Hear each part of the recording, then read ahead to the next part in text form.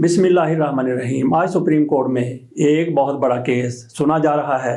काजी फ़ाइज़ा साहब के सामने इलेक्शन कमीशन की तरफ से पेशावर हाई कोर्ट के फैसले के ख़िलाफ़ अपील की गई थी। पेशावर हाई कोर्ट की तरफ से कहा गया था कि इमरान खान को, तहरीक इंसाफ को बल्ले का निशान वापस दे दिया जाए और उनके इंट्रा पार्टी इलेक्शन उनको भी कानूनी जवाज़, कानूनी सनद दे दी जाए। और साथ ही हुक्म दिया गया था इलेक्शन कमीशन को कि अपनी वेबसाइट पर इसका ऐलान कर दें, इसको रख दें, इसको लगा दें। लेकिन इलेक्शन कमीशन की तरफ से इस हुक्म पर अमल दरामद नहीं किया गया, बल्कि सुप्रीम कोर्ट में अपील दायर कर दी गई। सुप्रीम कोर्ट में अपील दायर करना उनका हक है, उनका इख्तियार है, कानूनी तौर पर वो ऐसा कर सकते हैं। लेकिन इसके साथ साथ ये भी कानूनी तौर पर करना था कि जैसे ही फैसला आया था अगली अपील से पहले उस पर अमल होना था। जिस तरह से कहा गया था कि इसका नोटिफिकेशन जारी कर दिया जाए, सर्टिफिकेट जारी कर दिया जाए, अपनी वेबसाइट पर लगा दिया जाए, लेकिन इलेक्शन कमीशन की तरफ से ऐसा नहीं किया गया। तो पेशावर हाई कोर्ट की तरफ से इलेक्शन कमीशन के अहदेदारों को तौहीन अदालत का नोटिस जारी कर दिया गया है, जिसकी इलेक्शन कमीशन को यूँ लगता है कि कोई परवाह नहीं है। वो फौरी तौर पर अगले दिन वो सुप्रीम कोर्ट में चले गए। वहाँ पे एक छोटा सा एतराज़ लगाया गया कि हमें आपकी लिखाई, आपने जो लिखा है वो पढ़ा नहीं जा रहा। उस एतराज़ को इलेक्शन कमीशन की तरफ से 2-4 मिनट में दूर कर दिया गया। तो काजी फ़ाइज़ा साहब ने 1 मिनट भी ज़ाया नहीं किया, फौरी तौर पर बेंच बना दिया। मोहम्मद अली मज़हर साहब साथ बैठेंगे, मुसर्रत अली साहिबा साथ बैठेंगी। तो बल्ले के निशान के हवाले से काजी फ़ाइज़ा साहब की गर्दन तो कट सकती है, लेकिन बल्ले का निशान ये तहरीक इंसाफ को, इमरान खान को सवाल ही पैदा नहीं होता कि वापस दे देंगे। और बल्ले का निशान अगर तहरीक इंसाफ को नहीं मिलता तो फिर अंदाज़ा कर लें कि इंतखाबात की क्या साख होगी। अगर बल्ले का निशान वापस मिल जाता है तो फिर इंतखाबात का सवाल ही पैदा नहीं होता। 8 फरवरी को काजी फ़ाइज़ा साहब ने यह कहा था कि 8 फरवरी के इंतखाबात पत्थर पर लकीर हैं, तो इसी तरह से वो पत्थर पर लकीर साबित हो सकते हैं।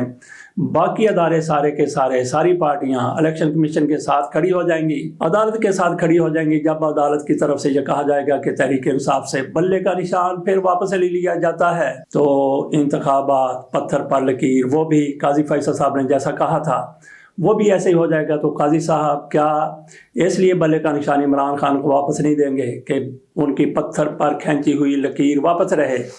तो बहरहाल देखते हैं काजी फ़ाइज़ा साहब क्या देखना है। यही फैसला आना है कि इमरान खान को बल्ले का निशान नहीं दिया जाएगा। ये पत्थर पर लकीर हो चुकी है कि काजी फ़ाइज़ा साहब किसी भी तौर इमरान खान को रिलीफ देने के लिए कभी तैयार नहीं होंगे, क्योंकि जिनके सीने में, जिनके कलेजे में ठंड पड़नी है, उनकी तरफ से ऐसा कहा गया है, ऐसा मुतालबा किया गया है। और कहा यह जाता है कि लंदन प्लान का ये भी हिस्सा है। काजी साहब ने लंदन प्लान में बड़े बड़े वादे किए थे। ये ऐसी ही खबरें हैं जो सीना गदर के तौर पर सामने आती हैं, इनमें कोई सदाकत है या नहीं है। मैं नहीं समझता कि काजी फ़ाइज़ा साहब किसी लंदन प्लान का हिस्सा होंगे। बहरहाल वो मुस्लिम लीग नून के लिए, वो शरीफ ख़ानदान के लिए पहले भी इसी तरह से फ़ैसले करते रहे हैं। तो अपनी जिबिल्लत, अपनी फितरत और फिर इंतकामी जहन के तहत वो इमरान खान के ख़िलाफ़ ऐसे फ़ैसले कर रहे हैं, क्योंकि उनको यही नज़र आता था कि उनके ख़िलाफ़ जो रेफरेंस किया था इमरान खान की तरफ से, उनकी हुकूमत की तरफ से भेजा गया था। हालांकि इमरान खान ने, इनकी पार्टी ने कई बार वाज़ेह किया कि वो सारे का सारा किया धरा जनरल बाजवा साहब का था। बहरहाल हुकूमत इमरान खान की थी। तो इमरान खान किस तरह से जनरल बाजवा के प्रेशर में आ गए, इस पर तो गुफ्तगू होती रहेगी। एजाजुल हसन साहब की तरफ से इस्तीफ़ा दिया गया है। उन्होंने इस्तीफ़ा क्यों दे दिया? एक स्टोरी अंसार अब्बासी साहब की तरफ से घड़ी गई है, सामने आई है। वो इसको कहते हैं कि ग्रैंड हयात होटल की वजह से ये सारा कुछ हुआ है। उसमें कभी एजाजुल हसन साहब वकील हुआ करते थे, जज हुआ करते थे। तो इनके इस्तीफे के साथ क्या तल्लुक़ बनता है? बहरहाल इसमें भी कोई शक वाली गुंजाइश नहीं है कि एजाजुल हसन साहब जो आइंदा 8-9 महीने में चीफ जैसा पाकिस्तान बनने वाले थे, उनकी तरफ से इस्तीफ़ा दिया गया। तो ये यकीनी बात है कि उन पर कोई ऐसा एलिगेशन लगने वाला था कि उनको भी मुज़ाहिर अली अकबर नकवी साहब की तरह इस्तीफ़ा देना पड़ता। मुज़ाहिर अली अकबर नकवी साहब की तरफ से इस्तीफ़ा दिया गया है, लेकिन काजी फ़ाइज़ा साहब उसको मानने के लिए तैयार नहीं है। मुस्लिम लीग नून की तरफ से ये मुतालबा किया गया था। जैसे ही नकवी साहब का इस्तीफ़ा आया तो मुस्लिम लीग ने कहा कि नहीं, इस्तीफ़ा काबिल कबूल नहीं है, इनका एहतसाब किया जाए, इनसे हिसाब लिया जाए। तो काजी फ़ाइज़ा साहब ने मुस्लिम लीग नून की बात सुन ली। तो फौरी तौर पर जैसे ही मुज़ाहिर अली अकबर नकवी का इस्तीफ़ा आता है تو ایسے استعفے آنے کے بعد یہ ہوتا ہے کہ جج کے خلاف ساری کارروائی ختم کر دی جاتی ہے اور وہ تمام ترمرات کا مستحق ٹھہرتا ہے، حقدار ٹھہرتا ہے۔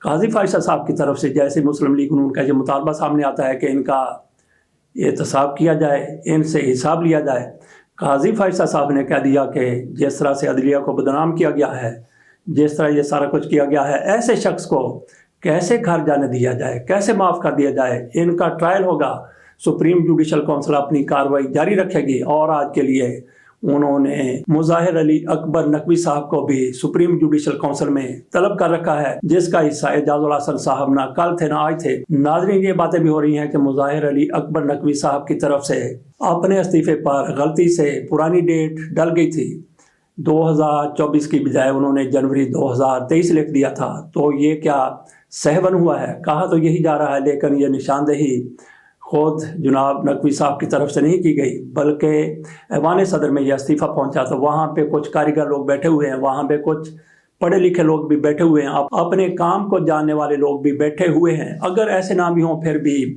ذمہ دار لوگ تو ضرور وہاں پہ بیٹھے ہوئے ہیں۔ تو یہ معاملہ دیکھنے کے لیے کسی مہارت کی ضرورت نہیں تھی، صرف ذمہ داری کی ضرورت تھی۔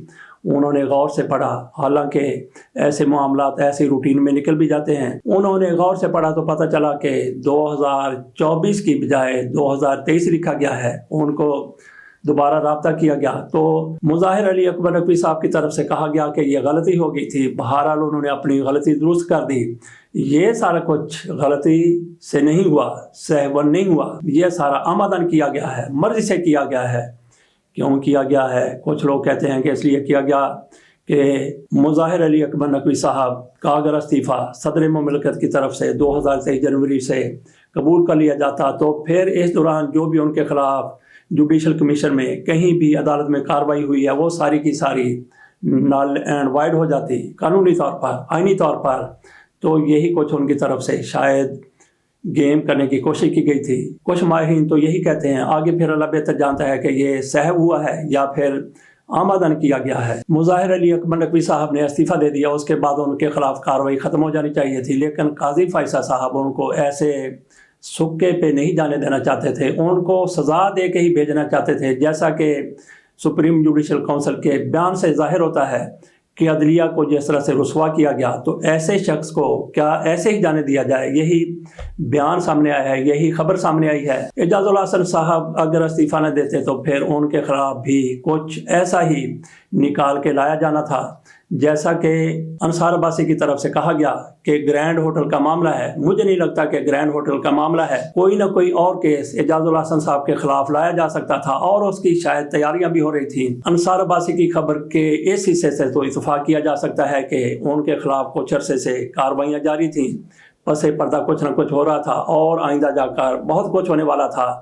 تو اسی چیز کو مد نظر رکھتے ہوئے جس طرح مظاہر علی اکبر نقوی صاحب کے ساتھ کیا گیا ہے کہ انہوں نے استعفیٰ بھی دے دیا، لیکن اس کے باوجود بھی قاضی فائصہ صاحب ان کو معاف کرنے کے لیے تیار نہیں ہیں۔ تو اس چیز کو دیکھتے ہوئے جیسے یہ معاملہ سامنے آیا تو اعجاز الحسن صاحب کو بھی خبر ہو گئی، ان کے بھی کان کھڑے ہو گئے کہ میرے ساتھ بھی ایسا ہی ہونا ہے، اور انہوں نے کچھ کیا ہے یا نہیں کیا، لیکن جو گھڑنے والے ہیں، جو ایسی چیزیں بنانے والے ہیں وہ بنا لیتے ہیں، اور پھر اعجاز الحسن صاحب کو بھی ہو سکتا ہے کہ استعفے کا آپشن نہ ملتا۔ اسی بنیاد پر، اسی وجہ سے انہوں نے استعفیٰ دے دیا ہے۔ بہرحال ان کی طرف سے اپنے استعفے کی کوئی وجہ بیان نہیں کی گئی۔ اس کے ساتھ اجازت دیجیے، اللہ حافظ۔